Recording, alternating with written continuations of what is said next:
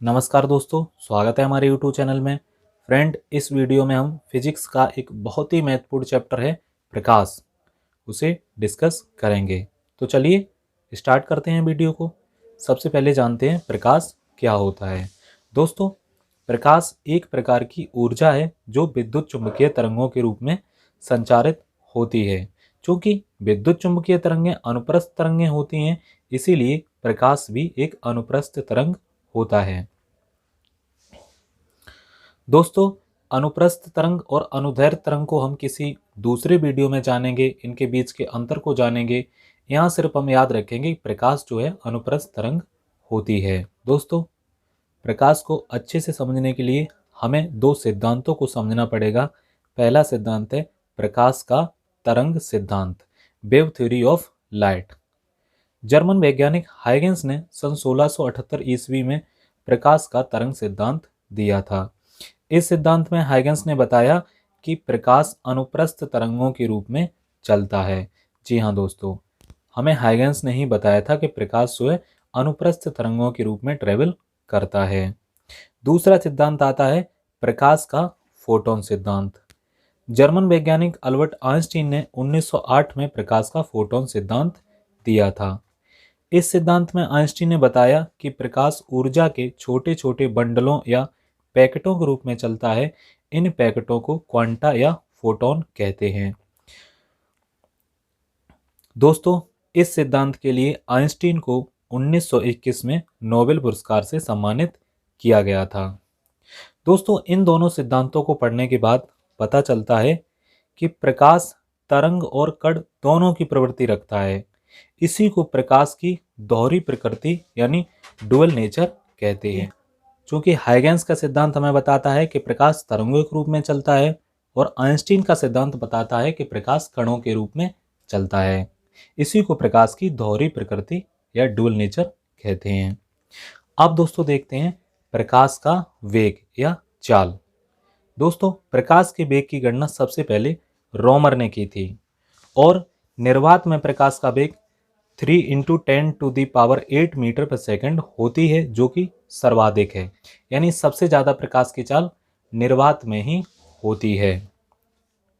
दोस्तों, पानी में प्रकाश की चाल 2.25 × 10⁸ मीटर पर सेकंड होती है और कांच में 2 × 10⁸ मीटर पर सेकंड होती है।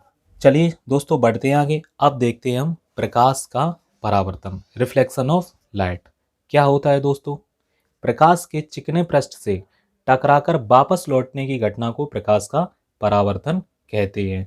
जी हाँ दोस्तों, जब प्रकाश किसी चिकने पृष्ठ से टकराता है तो वह वापस रिफ्लेक्ट हो जाता है, बस इसी को हम प्रकाश का परावर्तन कहते हैं। चलिए अब हम इसे चित्र के माध्यम से समझते हैं। सबसे पहले हम एक दर्पण लेते हैं। ये हमारा एक दर्पण हो गया। अब इस दर्पण पर एक प्रकाश किरण आती है जो कि इस दर्पण से टकराती है और टकराकर वापस ये लौट जाती है।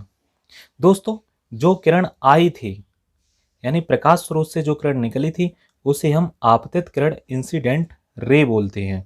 और दोस्तों, जिस पॉइंट पे दर्पण के जिस पॉइंट पे ये टकराई उस पॉइंट को हम आपतन बिंदु, पॉइंट ऑफ इंसिडेंस बोलते हैं। अब दोस्तों, दर्पण के टकराने के बाद जब ये किरण वापस लौटी तो इस किरण को परावर्तित किरण यानी रिफ्लेक्टिव रेज बोलते हैं। यानी ये टकराई और ये वापस चली गई तो ये परावर्तित किरण हो गई। दोस्तों, जहां हमारा आपतन बिंदु है उस बिंदु से और दर्पण के लंबवत हम एक काल्पनिक रेखा खींचते हैं। इस रेखा को हम अभिलंब कहते हैं। अब दोस्तों देखिए, जो हमारी आपतित किरण है और इस अभिलंब के बीच कोई एंगल बन रहा है ना, इस एंगल को हम आपतन कोण कहते हैं, यानी एंगल ऑफ इंसिडेंस। और दोस्तों, अभिलंब और परावर्तित किरण के बीच भी एक एंगल बन रहा है, इस कोण को हम परावर्तन कोण कहते हैं, एंगल ऑफ रिफ्लेक्शन। दोस्तों, यहाँ पे जो आपतन कोण है उसे हमने मान लिया I और जो परावर्तन कोण है उसे मान लिया R। अब दोस्तों, यहाँ से परावर्तन के कुछ नियम निकल के आते हैं। चलिए सबसे पहले उन नियमों को देख लेते हैं। पहला नियम है आपतित किरण यानी इंसिडेंट रे। फिर है आपतन बिंदु पर अभिलंब यानी जो हमारा नॉर्मल तथा परावर्तित किरण तीनों एक ही तल में होते हैं। यानी आपतित किरण, अभिलंब और परावर्तित किरण तीनों एक ही तल में होते हैं। पहला रूल यह है। दूसरा है परावर्तन कोण सदैव आपतन कोण के बराबर होता है। यानी जो एंगल हमारा आई है वो हमेशा एंगल आर के इक्वल होगा। चलिए अब हम कुछ महत्वपूर्ण बिंदुओं को और डिस्कस करते हैं परावर्तन से संबंधित। पहला बिंदु है प्रकाश के परावर्तन के कारण ही हम वस्तुओं को देख पाते हैं। जी हाँ दोस्तों, जो भी वस्तुएं हम देखते हैं वो प्रकाश के परावर्तन के कारण ही हमें दिखाई देती हैं। नेक्स्ट पॉइंट है पनडुब्बियों में लगाया गया पेरिस्कोप परावर्तन के सिद्धांत पर ही कार्य करता है। दोस्तों, पेरिस्कोप पनडुब्बियों में लगाया जाने वाला एक यंत्र होता है जो पनडुब्बी से ऊपर यानी समुद्र तल से ऊपर की वस्तुएं देखने में हमारी मदद करता है।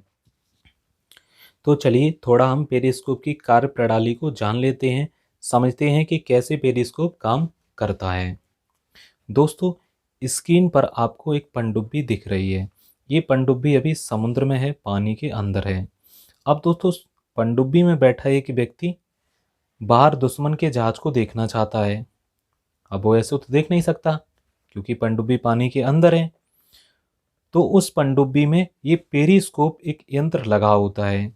पेरिस्कोप का काम होता है कि ऊपर आ रहे दुश्मन को जहाज को ये अंदर परावर्तन के माध्यम से अंदर इसकी इमेज बना सके।